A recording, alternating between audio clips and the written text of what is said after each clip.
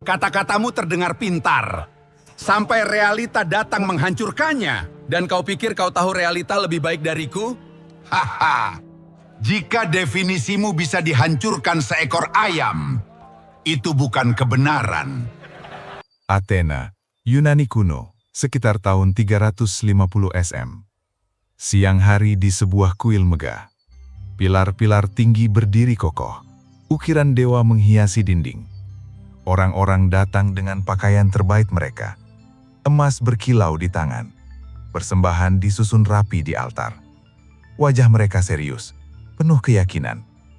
Mereka percaya, mereka sedang melakukan sesuatu yang suci. Di sudut lain, seorang pria berdiri sambil memperhatikan semua itu. Tubuhnya kotor, pakaiannya sederhana, matanya tajam. Dialah Diogenes of Sinope. Dia tidak terlihat seperti orang yang layak berada di tempat suci. Dan mungkin memang tidak. Tapi justru itu masalahnya. Di saat semua orang sibuk terlihat suci, ia justru melihat sesuatu yang lain. Kesombongan. Satu persatu orang datang ke altar. Mereka menaruh makanan terbaik. Mereka meletakkan koin emas. Mereka berdoa dengan penuh harap. Seolah-olah Tuhan bisa dibujuk. Seolah-olah dengan cukup harta, mereka bisa membeli restu. Diogenes berjalan mendekat, tanpa izin, tanpa rasa bersalah. Ia mengambil makanan persembahan itu dan langsung memakannya. Orang-orang terdiam. Beberapa marah, beberapa jijik, beberapa tidak percaya dengan apa yang mereka lihat. "Apa yang kamu lakukan?" teriak seseorang. Diogenes hanya mengunyah dengan santai, lalu berkata pelan, "Kalau para dewa tidak marah, kenapa kalian yang marah?" Tidak ada yang bisa menjawab, karena yang tersinggung bukan Tuhan, tapi ego mereka. Mereka merasa ritual itu suci, padahal mungkin itu hanya kebiasaan yang diwariskan. Mereka merasa lebih dekat dengan Tuhan, padahal mungkin mereka hanya ingin merasa lebih baik dari orang lain. Diogenes tidak berhenti di situ. Seseorang mencoba merendahkannya. "Dari mana asalmu?" tanya dengan nada meremehkan. Pertanyaan sederhana, tapi penuh makna. Karena di Athena, asal-usul menentukan segalanya. Kota mana kamu lahir, keluarga siapa kamu, darah seperti apa yang mengalir di tubuhmu. Semua itu menentukan nilai dirimu. Diogenes menatap orang itu. Tidak marah, tidak tersinggung. Ia hanya menjawab singkat, "Aku adalah warga alam semesta." Jawaban yang sederhana, tapi menghancurkan semua batas yang mereka banggakan. Karena tiba-tiba, garis antara kami dan mereka hilang. Tidak ada lagi Athena, tidak ada lagi luar Athena, tidak ada lagi yang lebih tinggi atau lebih rendah. Hanya manusia. Dan itu membuat mereka tidak nyaman. Karena selama ini, mereka merasa istimewa hanya karena tempat mereka lahir. Padahal itu bukan pilihan, itu kebetulan. Diogenes menertawakan itu semua. Bukan karena ia membenci manusia, tapi karena ia melihat sesuatu yang jujur. Bahwa manusia suka menciptakan batas, lalu berperang demi batas itu. Negara, suku, agama. Semua bisa jadi alasan untuk merasa lebih baik dari yang lain. Padahal kalau dilihat dari jauh, semua itu hanya garis yang kita gambar sendiri. Dan yang lebih aneh lagi, kita rela saling menyakiti hanya untuk mempertahankan garis itu. Di kuil itu, di tengah emas dan doa, Diogenes melihat satu hal yang sederhana, bahwa banyak orang tidak benar-benar mencari kebenaran. Mereka hanya mencari pembenaran. Pembenaran untuk merasa benar, pembenaran untuk merasa suci, pembenaran untuk merasa lebih tinggi. Dan tanpa sadar, itu menjauhkan mereka dari hal yang sebenarnya penting. Kejujuran. Bukan kejujuran pada orang lain, tapi kejujuran pada diri sendiri. Dan mungkin itu jauh lebih sulit daripada sekedar datang ke kuil dan membawa emas. Athena, Yunani kuno, sekitar tahun 340 SM. Pasar ramai. Orang-orang berlalu lalang. Suara tawar-menawar bercampur dengan tawa dan bisikan. Semua mata sibuk menilai, semua telinga sibuk mendengar. Di tempat seperti ini, reputasi adalah segalanya. Di tengah keramaian itu, Diogenes of Sinope berjalan santai. Tidak peduli siapa melihat, tidak peduli apa yang dipikirkan orang. Lalu, datang seorang pemuda. Pakaiannya mahal, cara berbicaranya halus. Jelas ia berasal dari keluarga berada. Ia mendekati Diogenes dengan ragu. "Aku ingin belajar darimu," katanya. Bukan hal yang aneh, banyak orang tertarik pada Diogenes. Bukan karena ia sopan, tapi karena ia jujur. Diogenes menatapnya sebentar. Ia tidak langsung menjawab. Ia hanya mengambil sesuatu di dekatnya. Seekor ikan asin. Bau, kering, tidak menarik sama sekali. Ia menyerahkan ikan itu ke pemuda tadi. "Bawa ini." Jalan melewati pasar. Pemuda itu bingung. Hanya itu, Diogenes mengangguk. Awalnya, ia menurut. Ia mulai berjalan. Beberapa langkah pertama masih biasa. Lalu orang-orang mulai memperhatikan. Ada yang tertawa, ada yang berbisik, ada yang menunjuk. "Lihat itu, anak orang kaya bawa ikan asin. Apa dia gila?" Wajah pemuda itu berubah. Langkahnya melambat. Tangannya mulai gelisah. Ia merasa semua mata tertuju padanya. Padahal mungkin tidak sebanyak itu.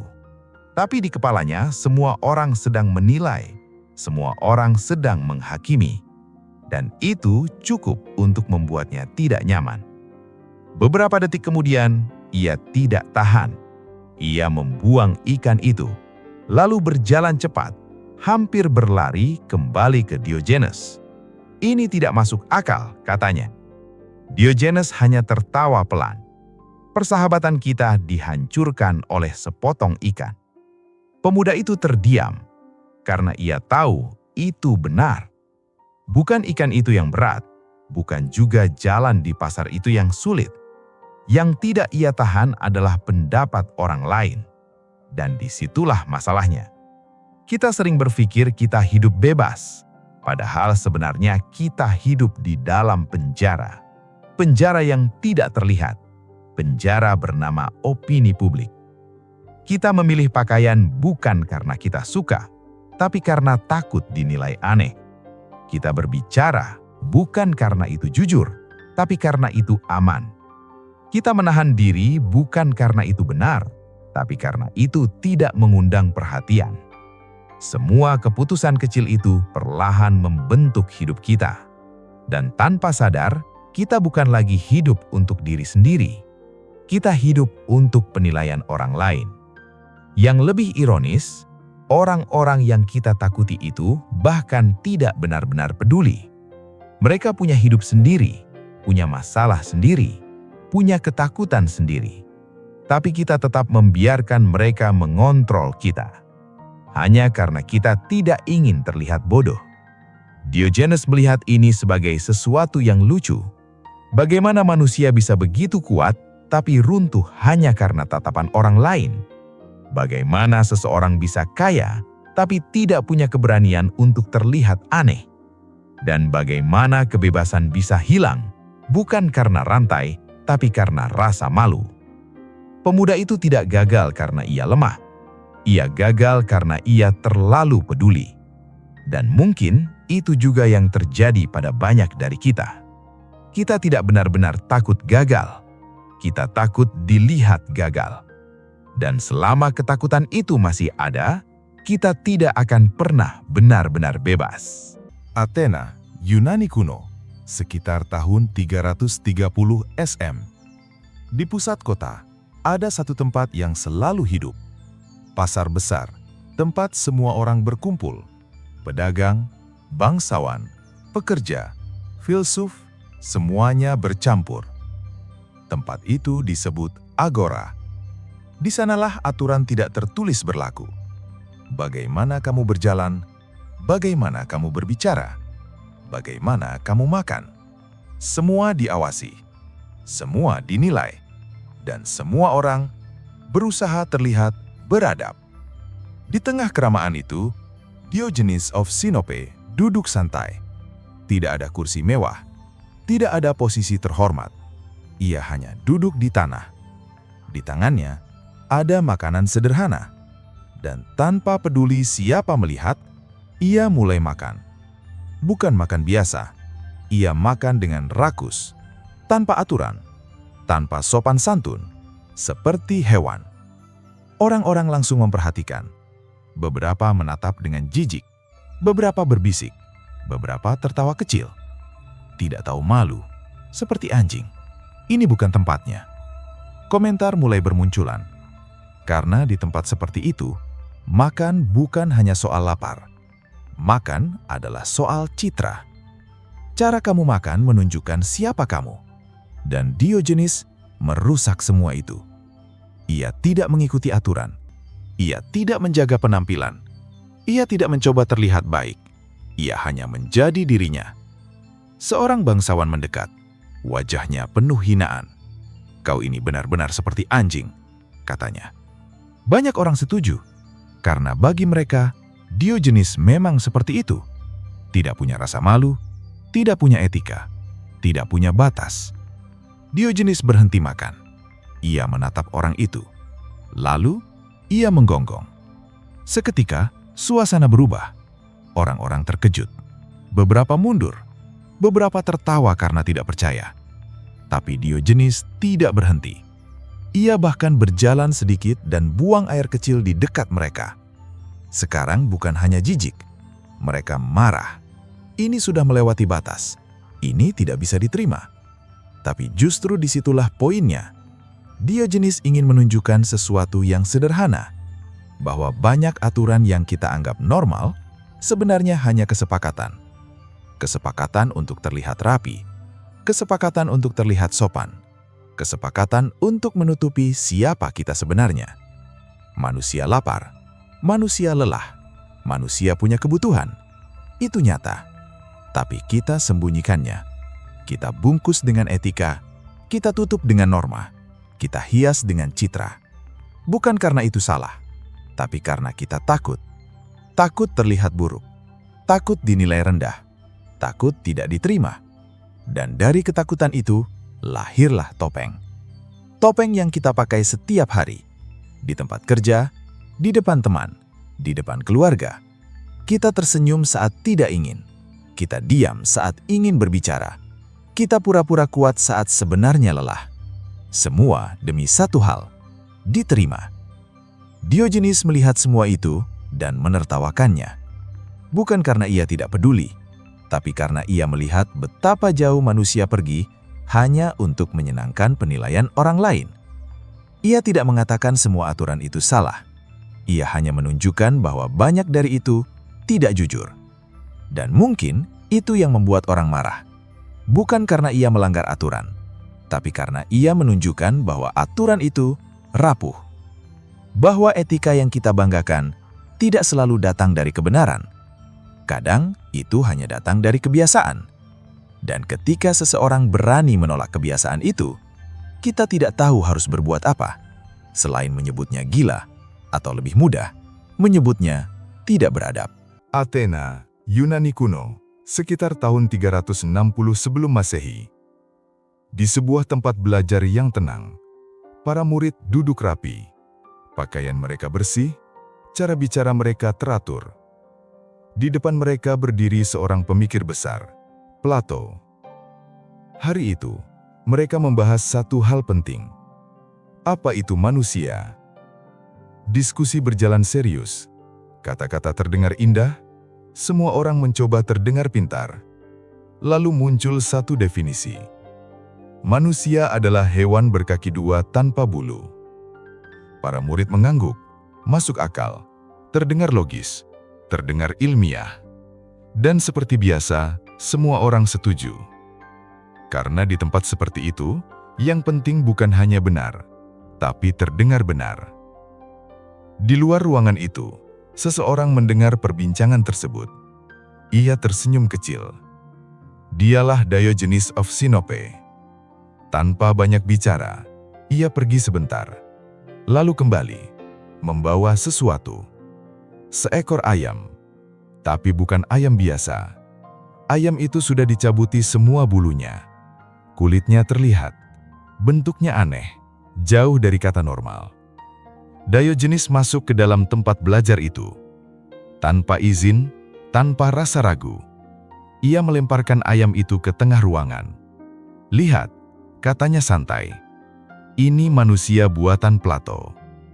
Ruangan langsung sunyi. Beberapa murid terdiam, beberapa kebingungan, beberapa menahan tawa. Tapi satu hal jelas, definisi yang tadi terdengar sempurna, tiba-tiba terlihat kosong. Karena realitas tidak selalu mengikuti teori. Plato mungkin tidak salah, tapi Diogenes menunjukkan sesuatu yang lebih penting. Bahwa kata-kata indah tidak selalu berarti apa-apa. Bahwa definisi bisa terdengar pintar, tapi tetap tidak menyentuh kenyataan. Dan disitulah masalahnya. Kita hidup di dunia yang penuh teori. Kita belajar banyak hal. Kita membaca banyak buku. Kita mendengar banyak nasihat. Tapi berapa banyak yang benar-benar kita jalani? Kita tahu harus hidup sederhana, tapi tetap terjebak dalam keinginan.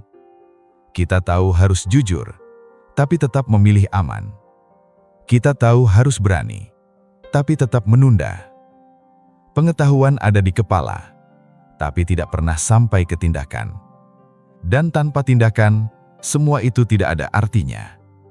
Diogenes tidak suka hal seperti itu. Ia tidak tertarik terlihat pintar. Ia tidak peduli dengan teori yang rumit. Yang ia pedulikan hanya satu. Apakah itu nyata? Apakah bisa dijalani? Apakah itu membuat hidup lebih jujur? Jika tidak, maka itu tidak berguna. Sederhana. Dan mungkin itu yang membuatnya dianggap aneh. Karena ia tidak bermain di level kata-kata. Ia langsung ke realitas. Ia tidak membangun konsep. Ia menghancurkan ilusi. Dan itu membuat banyak orang tidak nyaman. Karena lebih mudah terlihat pintar daripada benar-benar hidup dengan apa yang kita tahu. Lebih mudah bicara tentang kebenaran daripada menjalani kebenaran itu sendiri. Ayam tanpa bulu itu mungkin terlihat lucu, tapi pesan di baliknya sangat serius. Bahwa dunia tidak butuh lebih banyak teori. Dunia butuh lebih banyak kejujuran dalam tindakan. Karena pada akhirnya, kamu tidak dinilai dari apa yang kamu tahu, tapi bagaimana kamu hidup. Dan jika semua yang kamu tahu tidak mengubah cara kamu hidup, mungkin itu bukan pengetahuan. Mungkin itu hanya kumpulan kata yang terdengar pintar. Athena, Yunani kuno, sekitar tahun 330 SM. Matahari sedang tinggi. Cahaya terang menyinari jalanan kota. Orang-orang berjalan seperti biasa, sibuk dengan urusan masing-masing. Tidak ada yang aneh. Sampai seseorang muncul, membawa lentera yang menyala. Di tengah siang bolong, orang-orang mulai memperhatikan. Kenapa dia bawa lampu? Dia tidak lihat matahari? Apa dia gila? Orang itu berjalan perlahan, mendekati satu persatu wajah yang ia temui. Ia mengangkat lentera itu, menyorotkannya langsung ke mata mereka. Seolah-olah ia sedang mencari sesuatu. Orang itu adalah Diogenes of Sinope. Dia tidak berbicara banyak. Ia hanya berjalan dan melihat. Wajah demi wajah. Orang demi orang. Pedagang yang sibuk menghitung uang. Pejabat yang berjalan dengan pengawal. Orang biasa yang hanya ingin menjalani hari. Semua dilihat. Semua disorot. Akhirnya seseorang tidak tahan. "Apa yang kamu lakukan?" tanya dengan nada kesal. Diogenes berhenti. Ia menatap orang itu, lalu menjawab dengan tenang. "Aku sedang mencari satu saja manusia, tapi aku hanya menemukan tumpukan sampah." Orang-orang tersinggung. Beberapa marah. Beberapa tertawa mengejek. Beberapa menganggapnya tidak waras. Tapi Diogenes tidak peduli. Karena yang ia cari bukan tubuh manusia. ia mencari sesuatu yang lebih langka. Kejujuran. Bukan kejujuran yang diucapkan, tapi kejujuran yang dijalani. Ia melihat orang-orang yang tampak baik, tapi penuh kepentingan. Ia melihat orang-orang yang tampak kuat, tapi sebenarnya takut. Ia melihat orang-orang yang tampak bahagia, tapi kosong. Semua terlihat seperti manusia, tapi tidak ada yang benar-benar menjadi diri sendiri. Semua memainkan peran. Sebagai pedagang, sebagai pemimpin, sebagai orang bijak, sebagai orang santi. Peran demi peran. Dan semakin lama dimainkan, semakin sulit dibedakan mana yang asli. Karena topeng itu sudah menyatu dengan wajah mereka. Diogenes tidak mengheti mereka.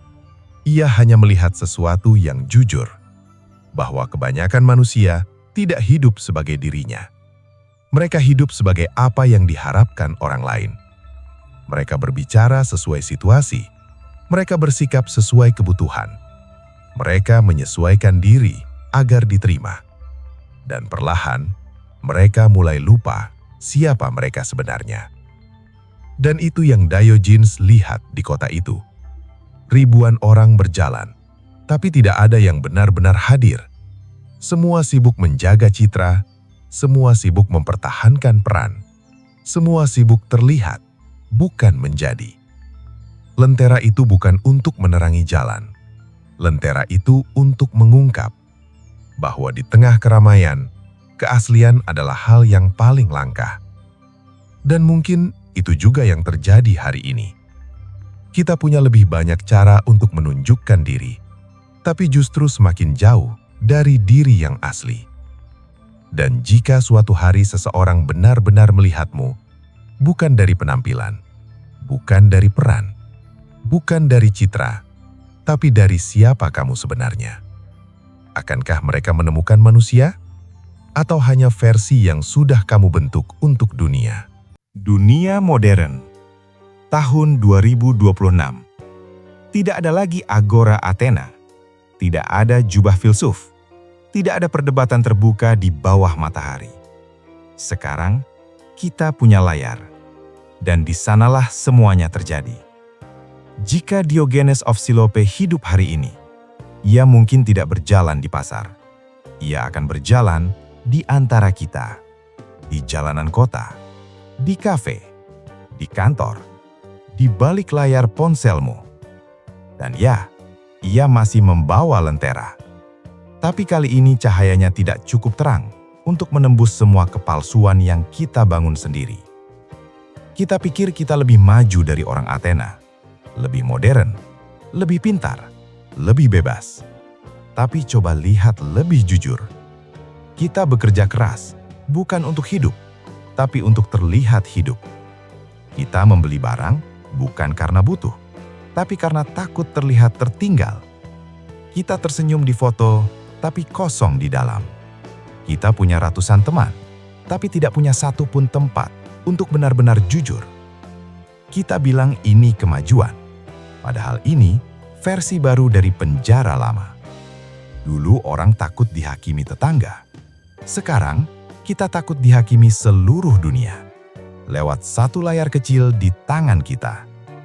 Setiap hari kita bangun, bukan untuk menjadi diri sendiri, tapi untuk menjaga citra yang sudah kita bangun mati-matian.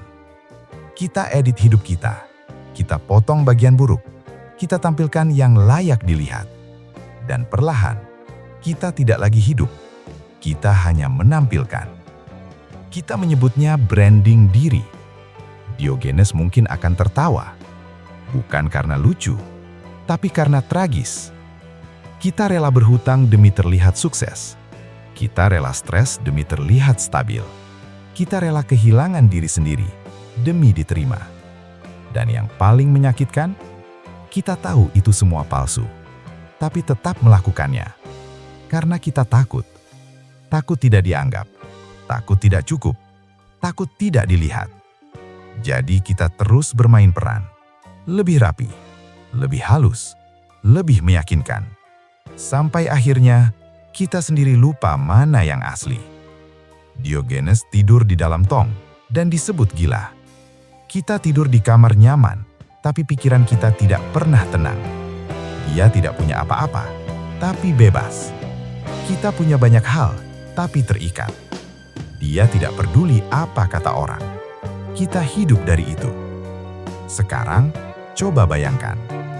Jika Diogenes benar-benar berdiri di depanmu hari ini, membawa lentera itu, dan ia melihat langsung ke matamu, apa yang akan ia temukan? Seseorang yang jujur? Atau seseorang yang sedang berusaha terlihat baik-baik saja? Ini bukan tentang jadi ekstrim seperti dia.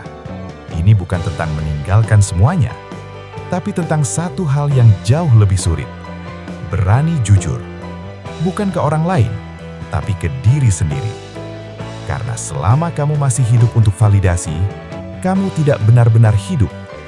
Selama kamu masih takut terlihat biasa, kamu tidak akan pernah jadi nyata. Dan mungkin itulah tamparan paling kerasnya. Bukan dunia yang palsu, tapi kita yang memilih untuk tetap di dalamnya.